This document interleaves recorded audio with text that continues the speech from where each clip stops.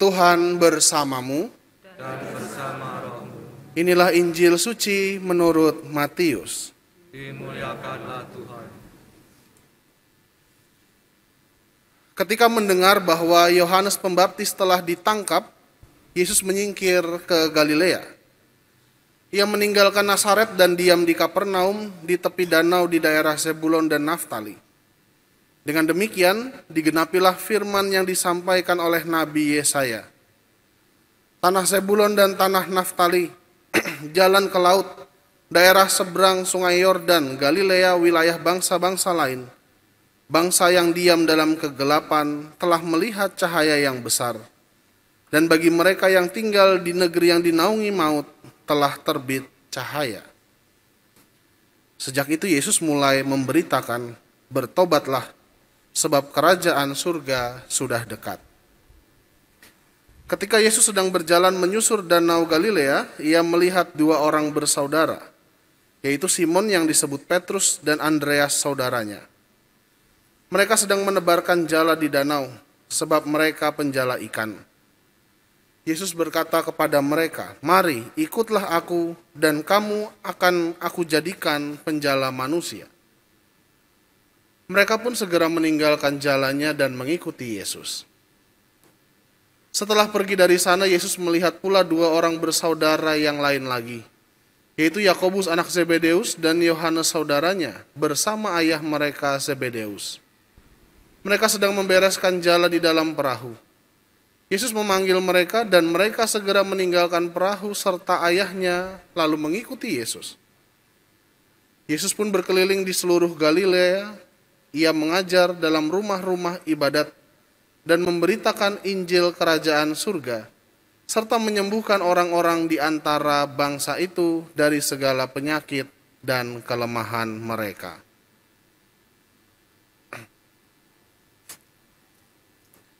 Demikianlah Injil Tuhan. Terpujilah Kristus. Mari kita hening sejenak, kita merenungkan firman Tuhan yang kita dengarkan.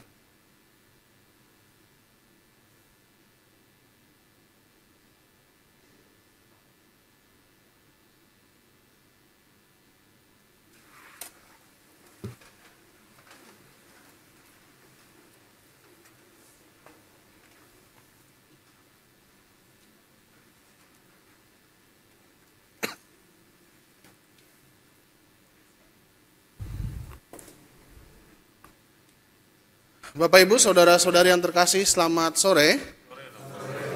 Apa kabar? Sehat semuanya?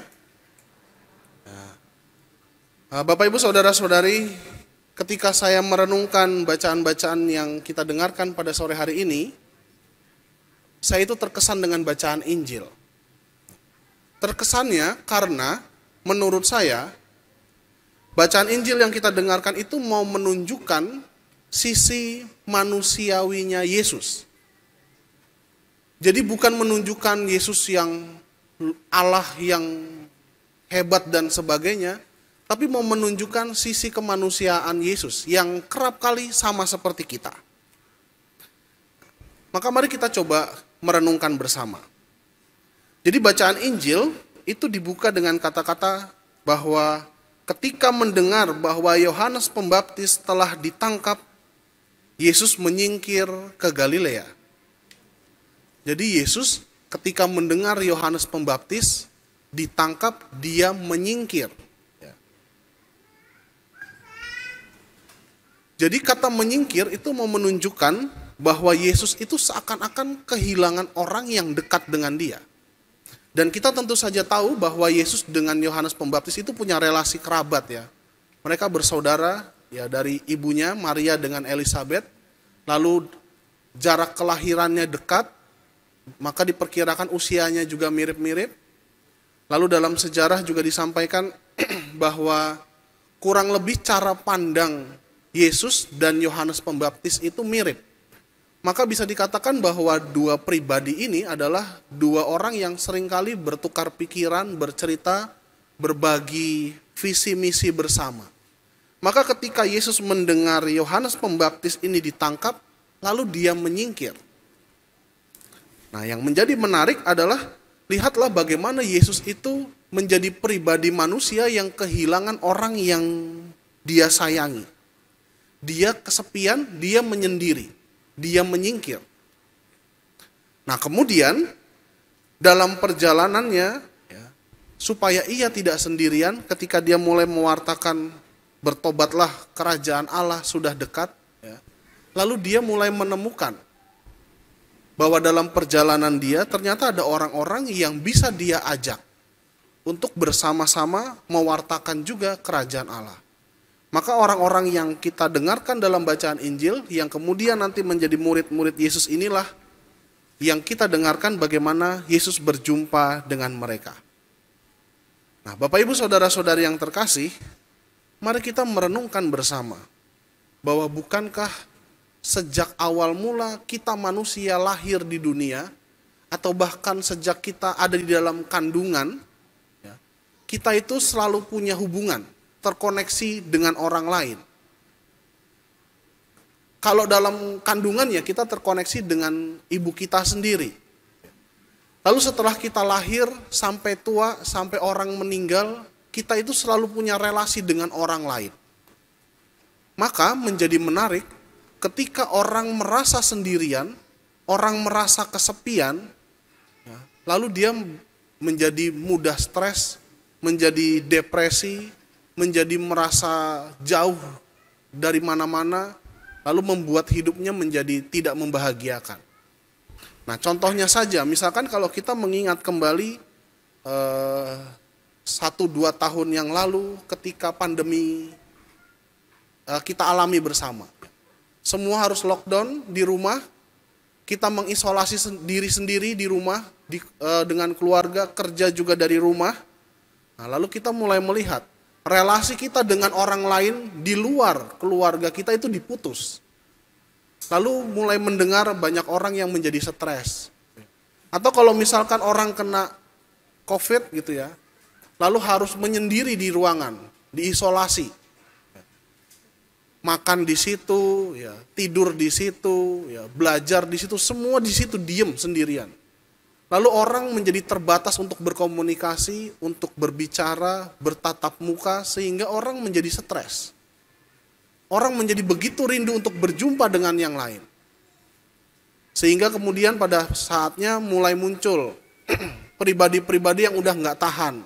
Mulai pengen ketemu sana, ketemu sini, dan sebagainya.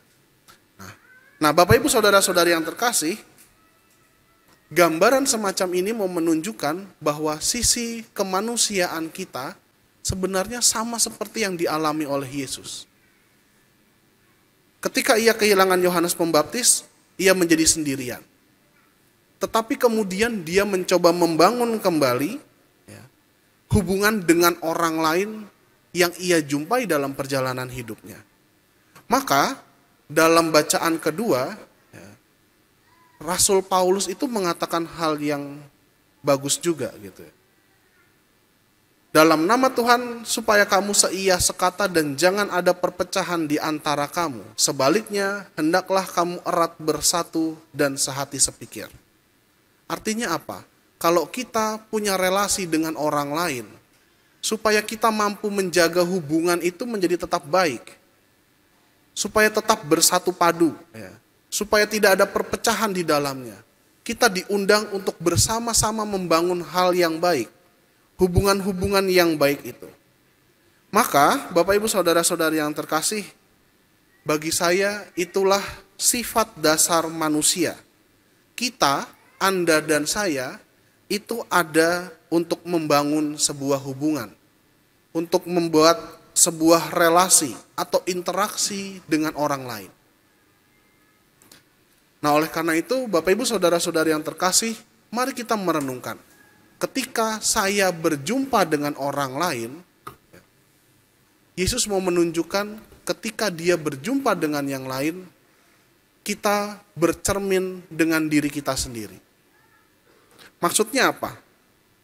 Ketika saya berjumpa dengan orang lain, saya bisa bercermin bahwa kita sama-sama manusia. Nah disitulah kemudian kita mampu menemukan jati diri kita sebagai manusia. Oh ternyata manusia yang baik itu seperti ini. oh ternyata orang yang menyebalkan itu seperti ini. Ternyata pribadi yang sombong itu seperti ini. Dan berbagai macam karakter sifat-sifat yang lain yang bisa kita temukan ketika kita berjumpa dengan yang lain. Tetapi di dalam itu juga ketika kita bercermin dengan yang lain, pada akhirnya kita juga berjumpa dengan Tuhan sendiri.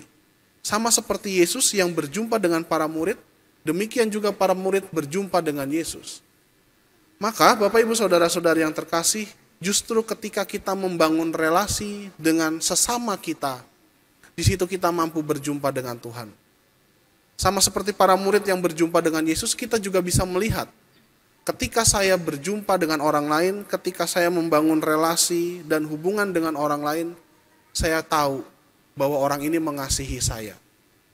Saya tahu bahwa orang ini tulus menolong saya. Saya tahu bahwa orang ini dengan rela hati dan besar hati mau mengampuni saya. Nah, oleh karena itu Bapak Ibu Saudara-saudari yang terkasih, marilah dalam perayaan Ekaristi sore hari ini, saya ingin mengajak kita semua untuk merenungkan hal sederhana. Bahwa kita semua yang ada di ruangan ini, itu semuanya disadari atau tidak saling berhubungan satu dengan yang lainnya. Bisa jadi kita saling mengenal, bisa jadi kita saling tahu nama, alamatnya di mana, keluarganya siapa, dan sebagainya. Tapi bisa jadi juga kita tidak saling mengenal. Tetapi saya percaya bahwa di dalam Tuhan kita semua saling terhubung satu sama lain. Maka Bapak Ibu Saudara-saudari yang terkasih, ingatlah ketika kita berjumpa dengan orang lain, kita juga bisa berjumpa dengan Tuhan sendiri.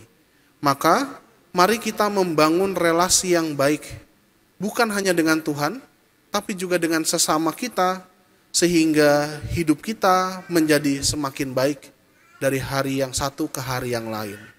Nah, oleh karena itu, bacaan Injil pada malam hari ini yang kita dengarkan menjadi indah ketika Yesus berjumpa dengan para muridnya, lalu dia mengajak para muridnya untuk mengajar di berbagai macam tempat di daerah-daerah yang lain. Ya.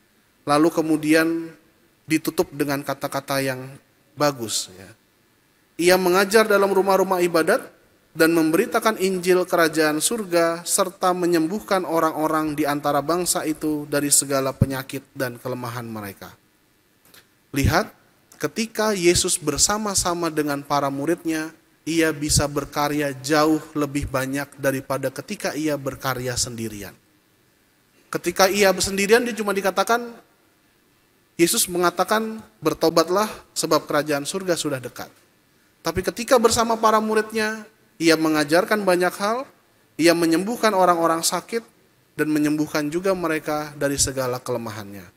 Maka Bapak Ibu Saudara-saudara yang terkasih, mari kita membangun relasi kita yang baik.